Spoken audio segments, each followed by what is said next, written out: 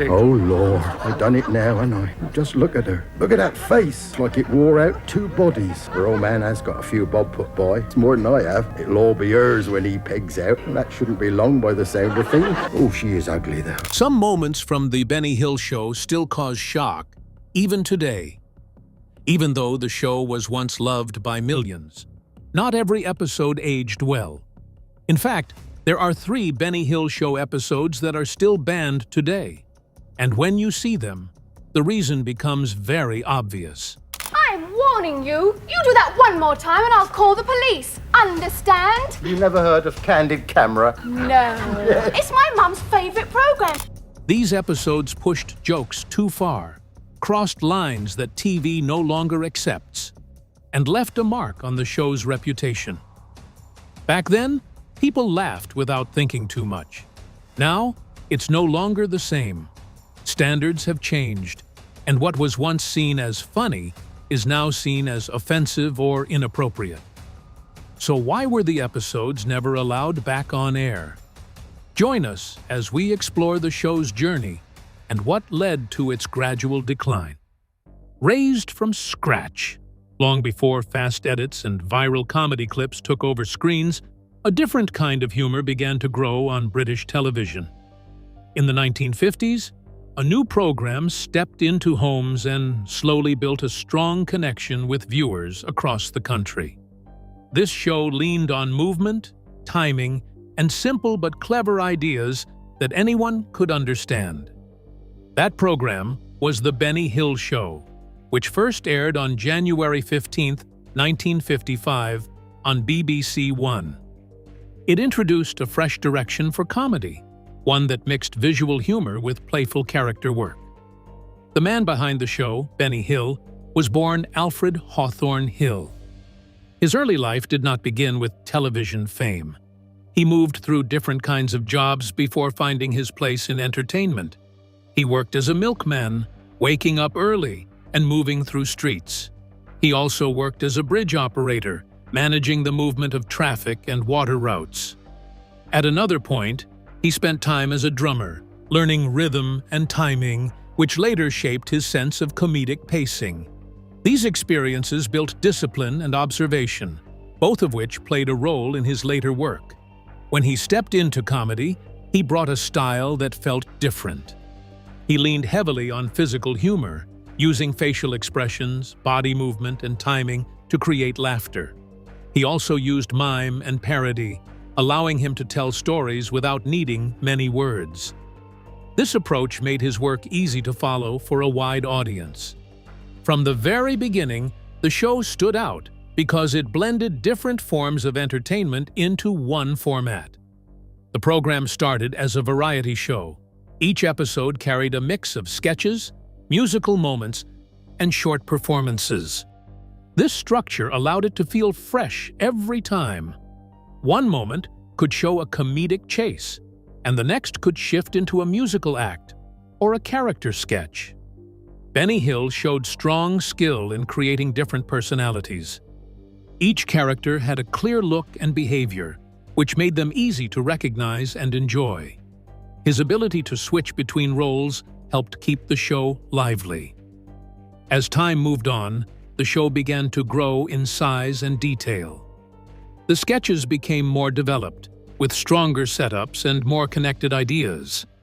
Recurring characters began to appear more often, giving viewers something familiar to look forward to. This helped the show build a deeper connection with its audience. The humor remained simple, but the structure became more polished. Music played a major role in shaping the identity of the show. One of the most well-known parts of the program came through its closing sequences.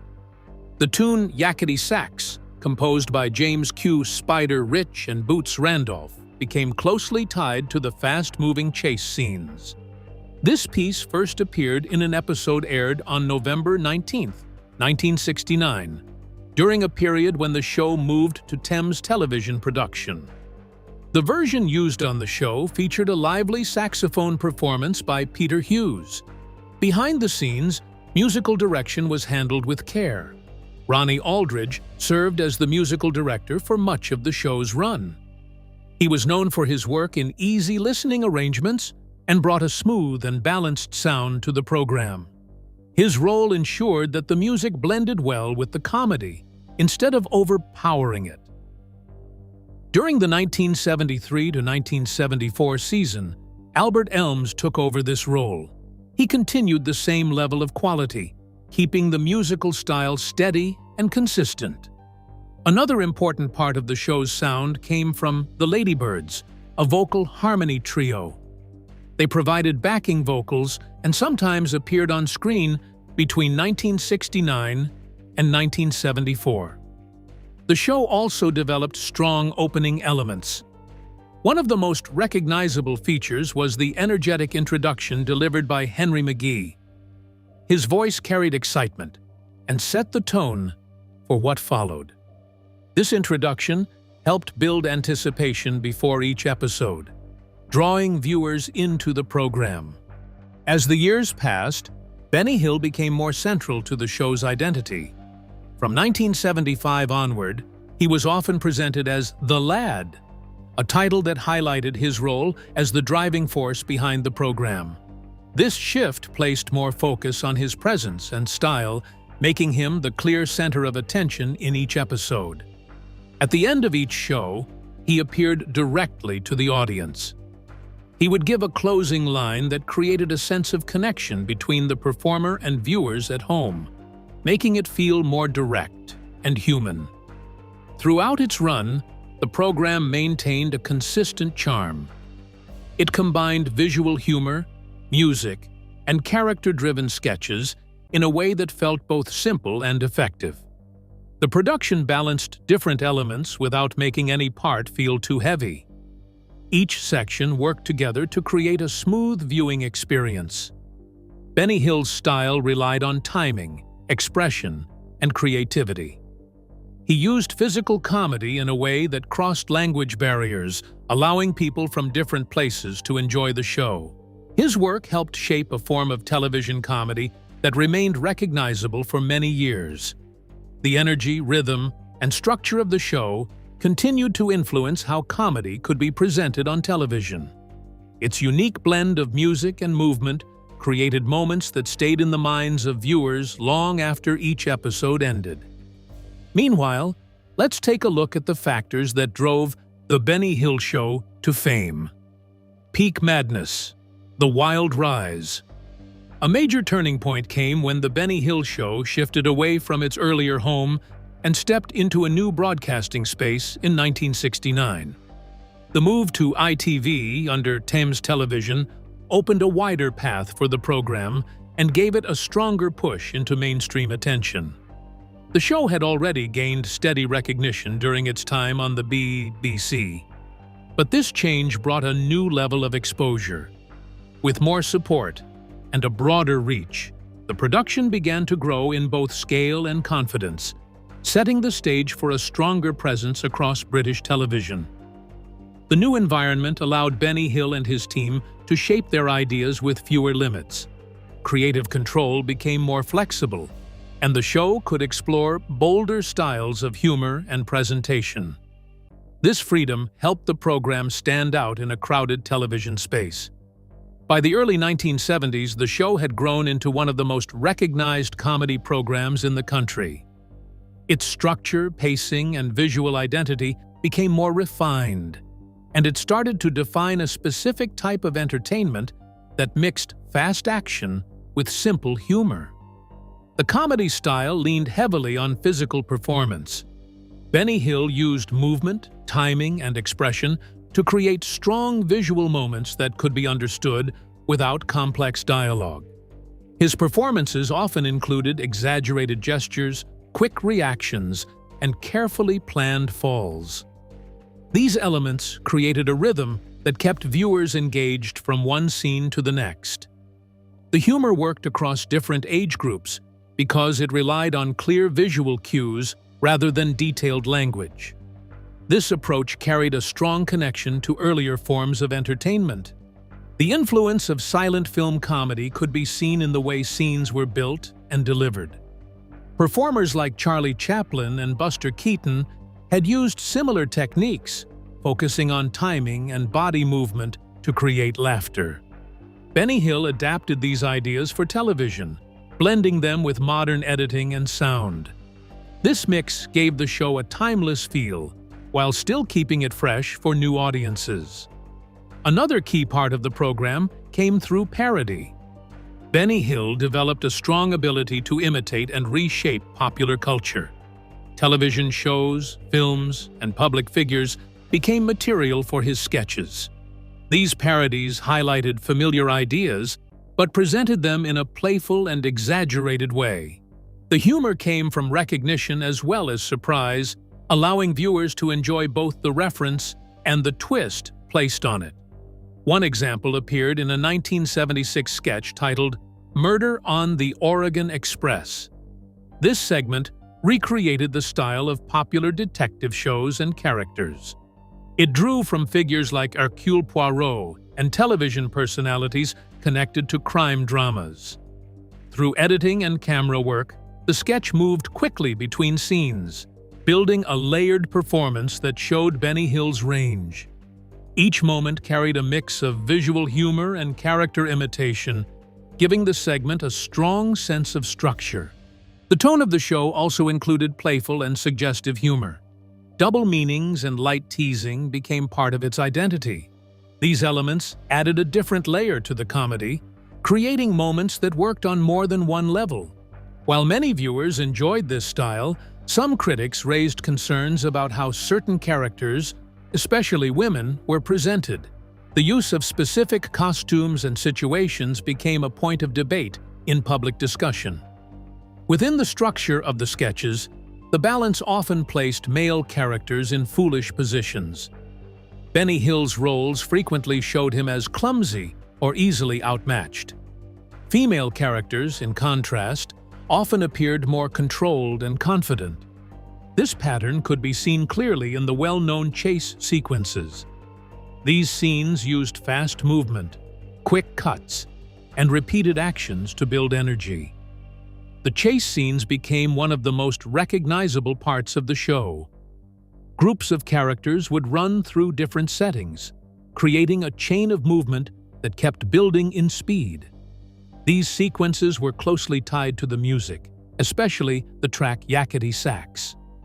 The fast tempo of the song matched the pace of the action, creating a strong link between sound and image. This combination helped turn simple ideas into memorable moments. Music played a larger role beyond these scenes. The music supported the humor, while also standing as its own form of entertainment. The use of sound and timing helped shape the overall flow of each episode. Musical cues guided transitions between sketches and supported the action within them. This careful blending of audio and visual elements created a smooth viewing experience. Each part of the show connected to the next without feeling disconnected, keeping the audience engaged throughout. Another important feature came through impersonations. Benny Hill showed strong skill in copying the voices, movements, and expressions of well-known figures. His performances included characters inspired by W.C. Fields, Orson Welles, Shirley Bassey, and Michael Caine. Each impersonation carried clear details that made the character easy to recognize while adding a comedic twist. These performances often appeared within larger sketches that combined different elements. Wordplay, visual humor, and music came together to build layered scenes. This mix allowed the show to move between styles without losing its identity. Benny Hill's adaptability made it possible to reach different kinds of viewers, each finding something to enjoy in the program. As the show expanded, its reach moved beyond the United Kingdom. The simple and visual nature of the comedy allowed it to cross language barriers. Audiences in different countries could follow the action without needing full understanding of the dialogue. This helped the program grow into an international success, gaining recognition in many regions. Each episode offered a different combination of elements, keeping the format flexible. The show continued to build its identity through this balance, shaping a style that remained easy to recognize. However, when comedy decides to clash with shifting social values, it doesn't end well. When laughter turns controversial, as the years moved forward, the tone around The Benny Hill Show began to change in a noticeable way. What once felt playful and widely accepted slowly became a subject of debate across media spaces and public discussions. The same elements that had helped the show rise to fame started to draw closer attention, especially as society began to rethink how people were represented on screen. This shift did not happen suddenly. It built up over time, growing stronger as new voices and ideas entered the conversation.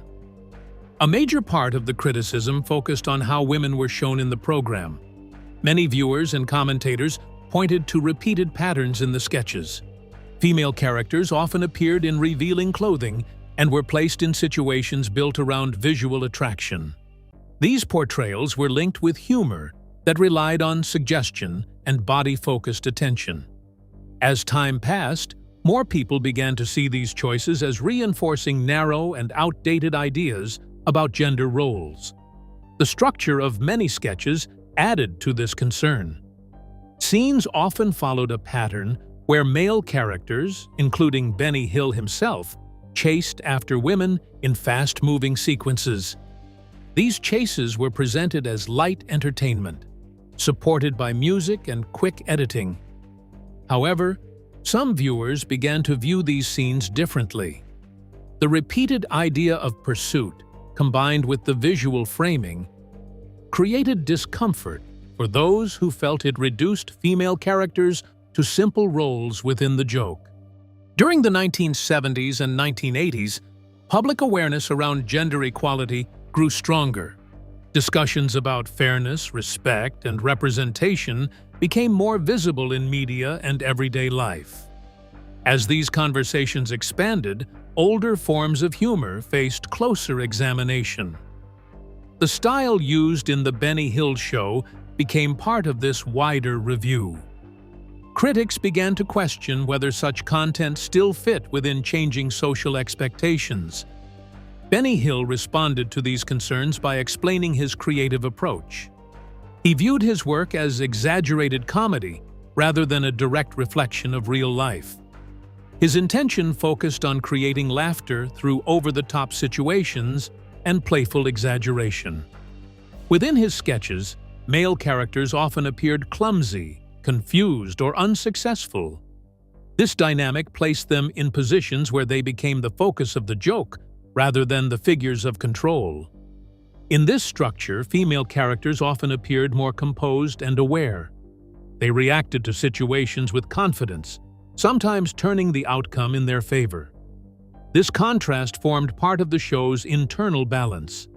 Benny Hill believed this approach showed that the humor worked in multiple directions instead of targeting a single group. From his perspective, the comedy depended on exaggeration rather than harm.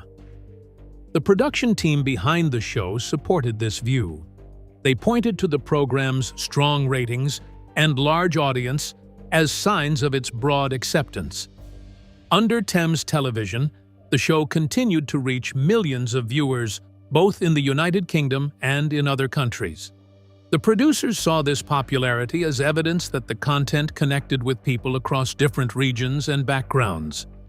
They also highlighted the show's role in shaping television comedy. Its mix of visual humor, music, and fast-paced editing created a format that stood out from other programs. From their standpoint, the entertainment value remained a key factor in its continued success. They believed that the program reflected the tastes of its time and provided enjoyment for a wide audience. As the cultural climate continued to shift, these defenses became harder to maintain without challenge. Media outlets began to give more attention to issues of representation.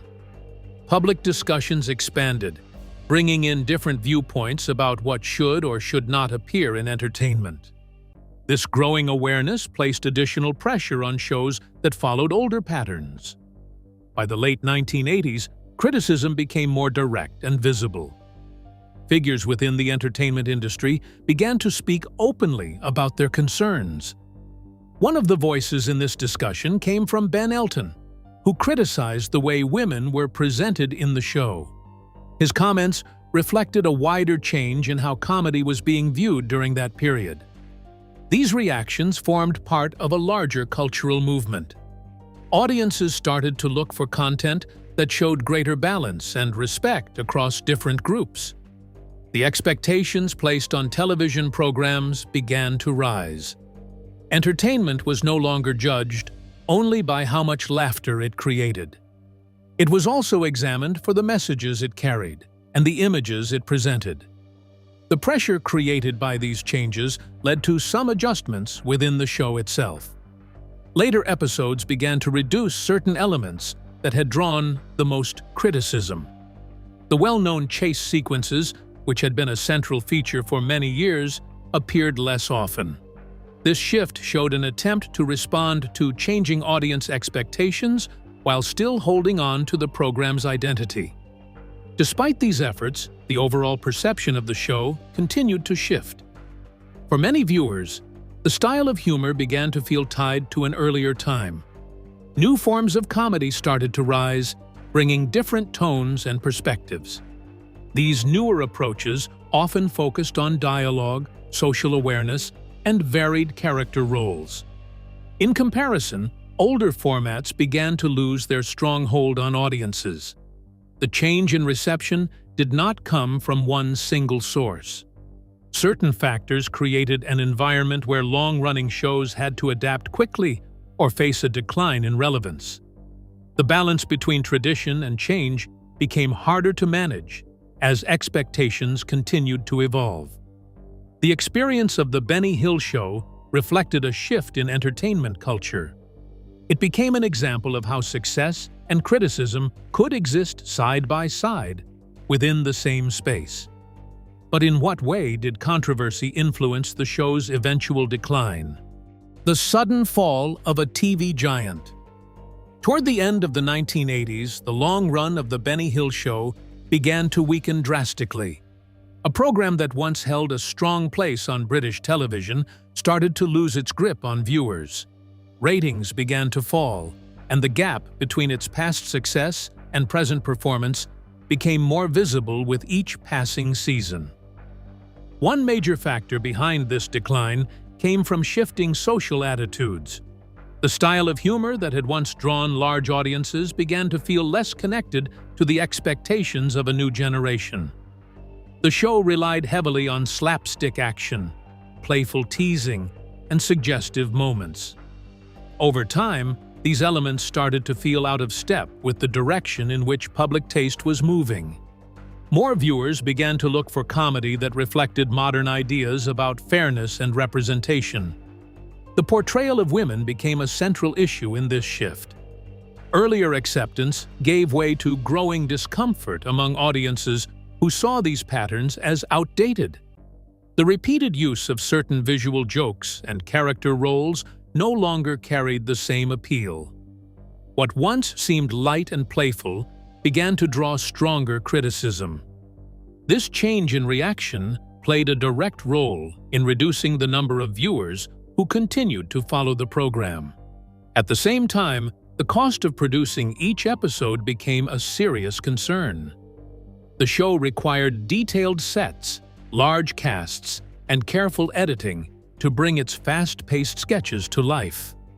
These elements made production expensive. When audience numbers were high, the cost could be supported by strong returns. As viewership dropped, the balance shifted. The expense of maintaining the show became harder to justify within a changing television market. In May 1989, a key moment arrived that marked the end of the program's run. Benny Hill was called to a meeting with John Howard Davies, who served as the head of light entertainment at Thames Television. At that time, Hill had recently returned from the Cannes TV Festival, where his work had received positive attention. The expectations surrounding the meeting leaned toward future planning and continued production. Instead, the outcome moved in a different direction. The decision was made to bring the show to an end. The message delivered during that meeting confirmed that no new series would be produced. This moment closed a chapter that had lasted for decades, marking a sudden shift from ongoing work to complete. Although there was one last factor that contributed to the show's end. Benny Hill himself showed signs of fatigue after many years of continuous performance and creative work, which formed a clear argument for ending the show. The contrast in viewing numbers highlighted the scale of the decline. During its peak in 1977, the show had reached more than 21 million viewers. By the time of its final episode in 1989, that number had fallen to below 10 million. This change reflected a steady loss of connection with the audience. The drop showed how quickly public interest could shift when tastes began to evolve. Financial pressure continued to build alongside this decline.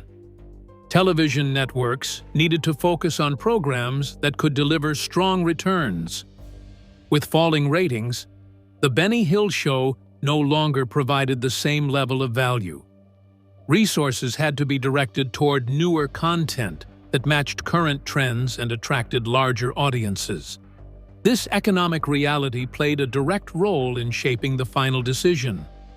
The broader cultural environment also influenced the outcome. By the late 1980s, comedy itself was changing. New performers and writers began to explore different themes, focusing more on dialogue, social awareness, and varied perspectives.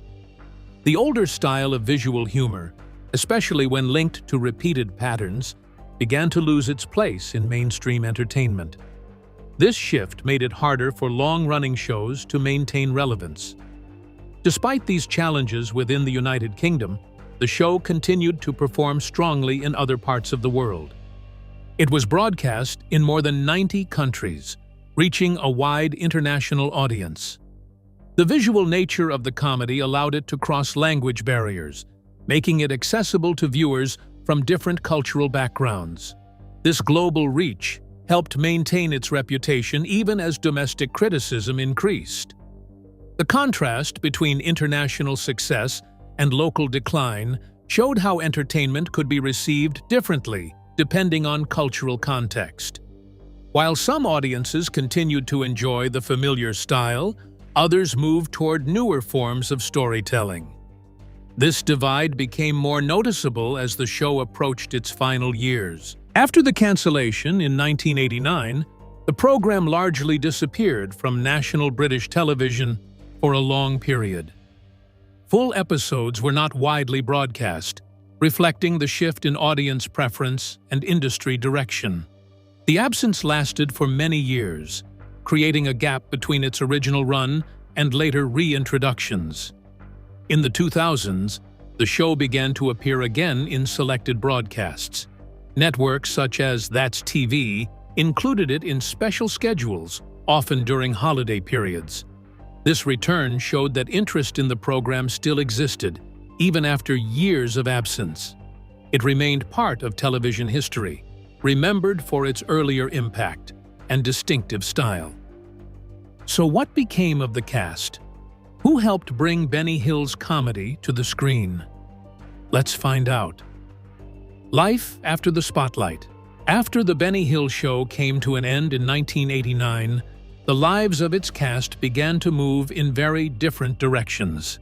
The fast-paced sketches, playful chases, and lively music that once defined their routines gradually faded, replaced by new opportunities and personal choices. While the show had been a major part of their careers, its conclusion did not mark an ending. Instead, it opened the door to new paths, some familiar, others entirely unexpected. Henry McGee remained one of the most recognizable figures associated with the show.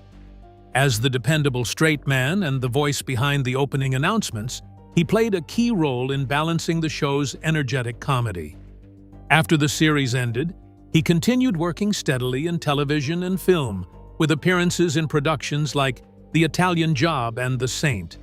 His career reflected consistency and professionalism, lasting well into his later years before he passed away in 2006.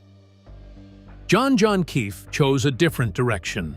Rather than continuing in front of the camera, he transitioned into the world of live entertainment management. Becoming an impresario, he organized events and worked closely with performers, notably managing the Starlight Room in North London. His experience in the industry later inspired him to write a memoir, I Was Benny Hill's Toy Boy, where he shared personal stories and offered a behind-the-scenes look at his time on the show and in show business. Ken Said, known for his energetic physical comedy and stunt work, continued to build a varied career after the show. He appeared in popular television programs such as Doctor Who and The Two Ronnies, showcasing his versatility as a performer. Interestingly, his talents extended beyond entertainment.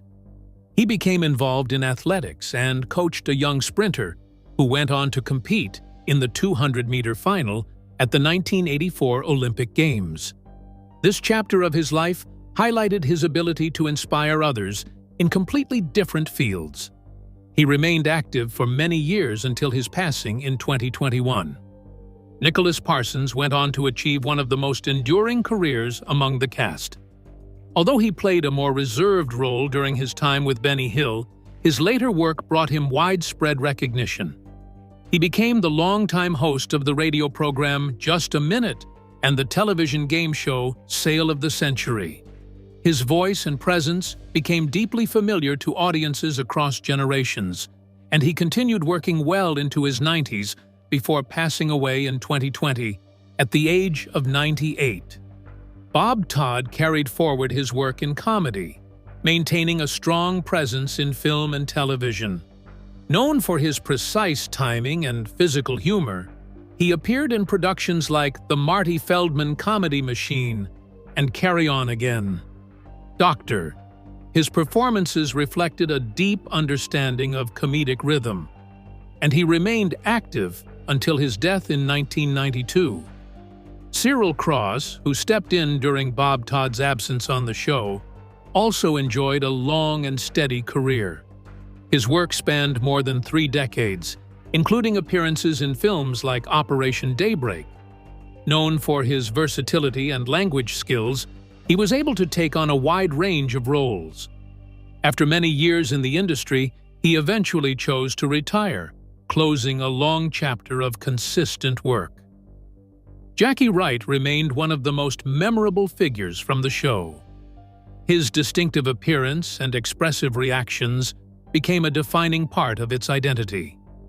He left the series in 1983 due to health concerns, but his presence continued to be strongly associated with its success.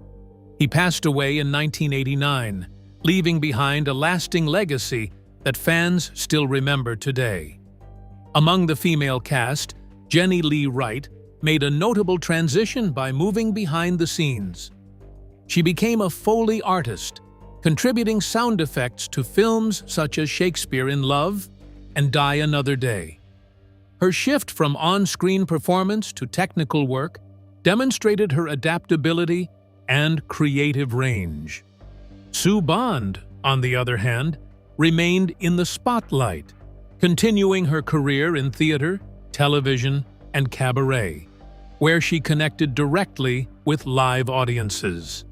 The group known as Hill's Angels also continued their involvement in entertainment. Performers like Sue Upton and Louise English remained active in dance and performance roles, carrying forward the visual energy they brought to the show. Meanwhile, Jane Leeves achieved major success internationally, especially in the United States, where she became widely known for her role in the hit sitcom Frasier. The Ladybirds, led by Maggie Streeter, sustained their work as a vocal harmony group.